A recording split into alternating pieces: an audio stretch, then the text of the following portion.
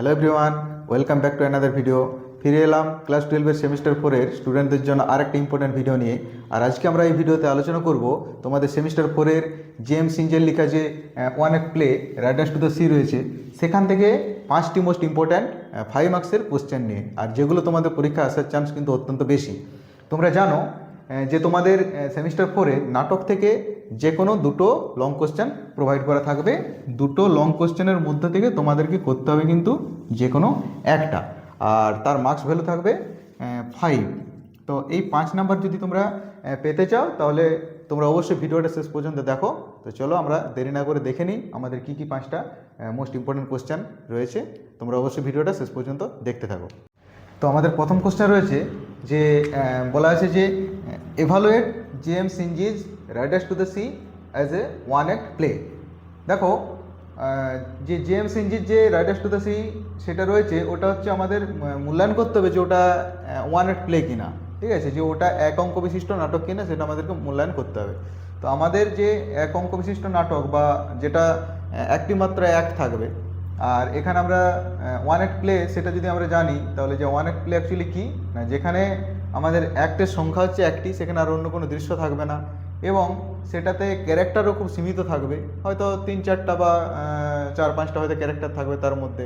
আর তার কিন্তু ডিউরেশনটাও অত্যন্ত কম হবে, 30 থেকে 40 মিনিটের মতো ডিউরেশনটা থাকবে, এবং যে কোনো একটা সিঙ্গেল ইনসিডেন্টকে নিয়ে কিন্তু বর্ণনা থাকবে। তো আমরা যদি রাইডার্স টু দ্য সি নাটকটা পড়ি তাহলে কিন্তু আমরা দেখতে পাবো যে সেখানে অ্যাকচুয়ালি দৃশ্যটা শুরুই হয়েছে যে কটেজ কিচেন রয়েছে মোরার কটেজ কিচেন রয়েছে, সেখানে কিন্তু নাটকটা শুরু হয় আর সেখানেই কিন্তু শেষ হয়। আর নাটকটা এতটাও লেন্দি নয়, আর সেই জন্য আর এটা যে একটা ওয়ান অ্যাক্ট প্লে হিসেবে আমরা বলতে পারি, কিন্তু সেটা আমাদেরকে মূল্যায়ন করে দেখাতে হবে। এটা আমাদের প্রথম কোশ্চেন রয়েছে। এবার আমাদের দ্বিতীয় কোশ্চেন যেটা বলা আছে যে sketch the character of Moria. আচ্ছা, মোরিয়া আমাদের যে রাইডার্স টু দ্য সি নাটকটা, ওর যে চরিত্র, সেই চরিত্রটা কিন্তু আমাদেরকে অঙ্কন করতে হবে, মানে ওর যে ক্যারেক্টারিস্টিক ফিচার কী রয়েছে, হ্যাঁ, তাহলে সেটাই আমাদের বলেছে যে ওর ক্যারেক্টারকে স্কেচ করতে হবে। অথবা কি বলা যেতে পারে, ওর দিয়ে বলা আছে যে মোরা এজ এ ট্র্যাজিক প্রোটাগনিস্ট। আচ্ছা, প্রোটাগনিস্ট মানে কি? প্রোটাগনিস্ট মানে হচ্ছে হিরো। তো মোরা এই রাইডার্স টু দ্য সি নাটকের কিন্তু অ্যাকচুয়ালি সেন্ট্রাল ক্যারেক্টার, বা ওই বলতে পারে হিরো। আমরা সচরাচর দেখি যে নাটকে কী হয়, হিরো বলতে একটা ছেলেকে বোঝানো হয়, কিন্তু এখানে প্রোটাগনিস্ট হচ্ছে মোরা নিজে।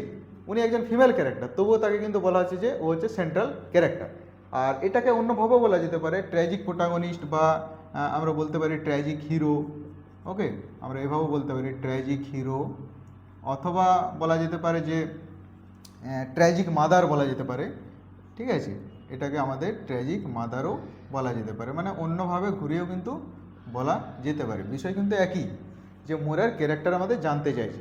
তো ট্র্যাজিক কেন বলা হয়েছে? তো ট্র্যাজিক এ কারণে বলা হয়েছে যে এটা একটা ট্র্যাজেডি টাইপের, অর্থাৎ সেখানে কিন্তু মোরা তার সমস্ত কিছু হারাচ্ছে, সেখানে তার 6জন সন্তানকে হারাচ্ছে, তার হাজব্যান্ডকে হারিয়েছে, তার শ্বশুরকে হারিয়েছে, সব কিছু সমুদ্রে সে হারিয়েছে।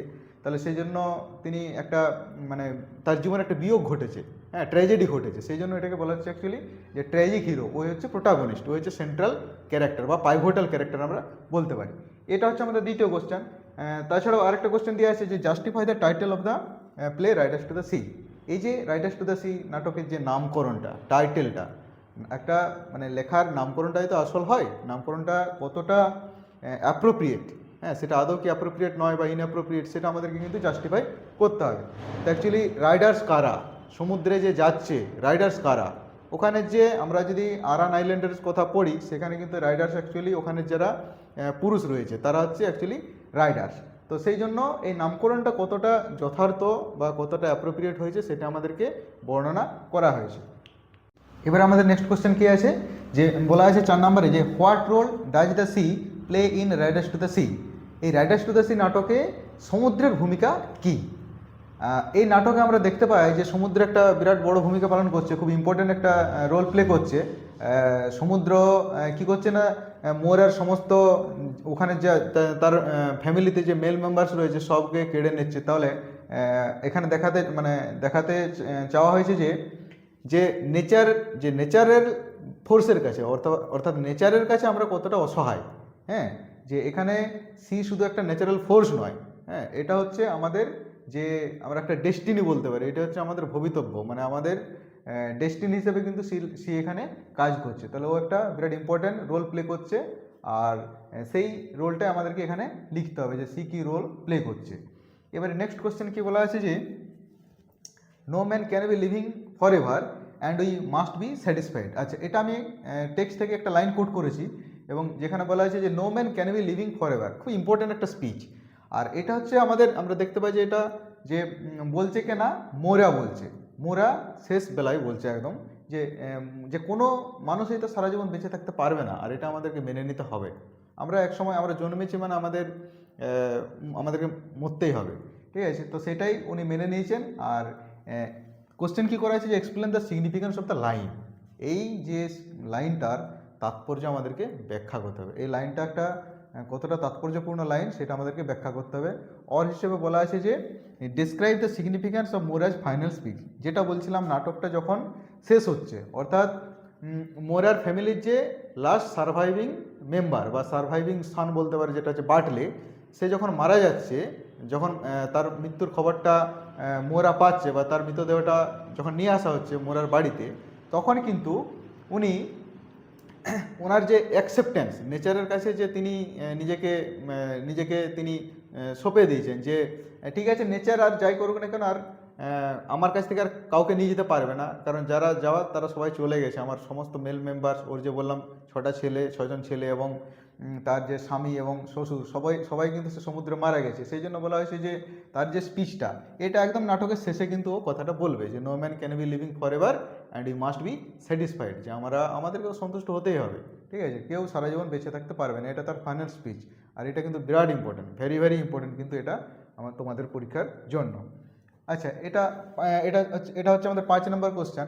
এবার আমি যেটা একটা বোনাস কোশ্চেন দিয়েছি, বোনাস কোশ্চেনটা হচ্ছে কি তোমাদের, যেটা বলা হয়েছে যে it is the life of a young man to be going on the sea who would listen to an old woman.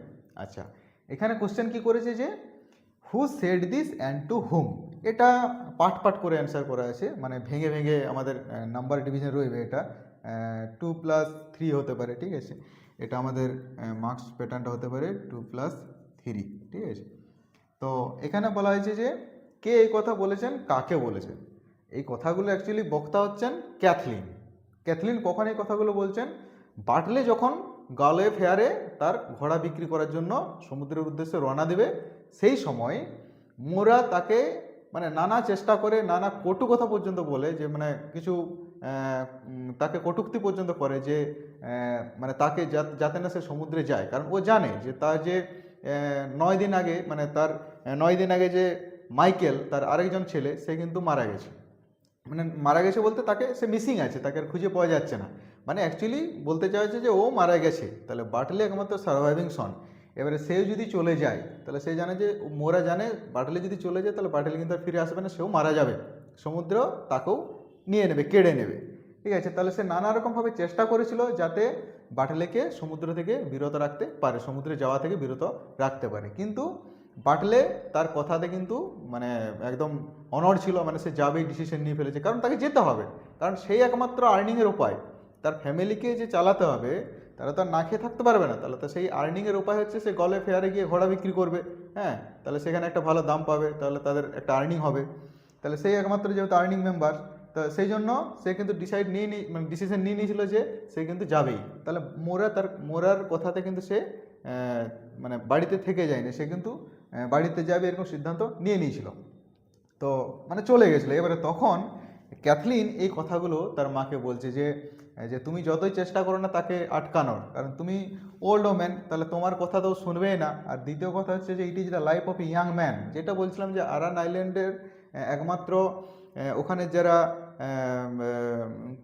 পুরুষ রয়েছেন তাদেরকে কিন্তু সমুদ্রে যেতেই হবে, মানে রুজি রোজগারের জন্য সমুদ্রে যেতে হবে, এটা তাদের লাইফ, এটা তাদের জীবন জীবিকা নির্বাহের একটা উপায়।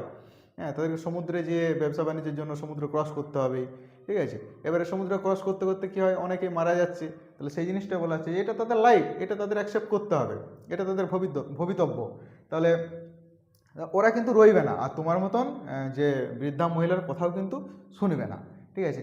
আর তারপরে বলা হয়েছে যে হু সেড দিস, এটা তো গেল। তাহলে explain the significance of the line, ওই যে বললাম যে এই কথার মাধ্যমে আরান আইল্যান্ডের মানে জীবনযাপন কীরকম ছিল, সেখানের পুরুষদের জীবনটা কেমন ছিল বা সকলের জীবনটা কেমন ছিল, সেই জিনিসটা কিন্তু এই কথার মধ্যেই বলা আছে। সেই জন্য ওই লাইনের তাৎপর্যতা কিন্তু জানতে চেয়েছে। আর ওটা কিন্তু 2+3 এই হিসেবে নাম্বার ডিভিশনটা করা আছে। এটি হচ্ছে বোনাস কোশ্চেন, মানে এটা 6 নম্বর কোশ্চেনও বলতে পারো, যদিও আমি বলেছি যে 5টা কোশ্চেন। আর এই কোশ্চেনটা অবশ্য করে রাখবে, ঠিক আছে। আর এই 6টা কোশ্চেন যদি তোমরা প্রস্তুত করে নাও, তাহলে কিন্তু তোমাদের পরীক্ষাতে কিন্তু নাটক থেকে মানে পরীক্ষায় এই প্রশ্নগুলো আসার চান্স কিন্তু অত্যন্ত বেশি। হ্যাঁ, এগুলো কিন্তু মোস্ট এক্সাম ওরিয়েন্টেড। তাহলে তোমরা এগুলো খাতায় তুলে তোমরা অবশ্যই অ্যান্সার প্রস্তুত করতে থাকো। আর তোমাদের নাটক সেকশন থেকে আশা করি আর কোনো সমস্যা থাকবে না। আর যদি মনে হয় যে এই কোনো একটা অ্যান্সার প্রয়োজন হবে, তাহলে তোমরা অবশ্যই কমেন্ট করে জানাবে। আমি অন্য একটা ভিডিওতে কিন্তু সেই অ্যান্সারটা নিয়ে আসার চেষ্টা করব। আর ভিডিওটা শেষ পর্যন্ত দেখার জন্য সকলকে অসংখ্য ধন্যবাদ। So if you find this video helpful, hit the like button, share it with your friends and subscribe for more videos. Thank you.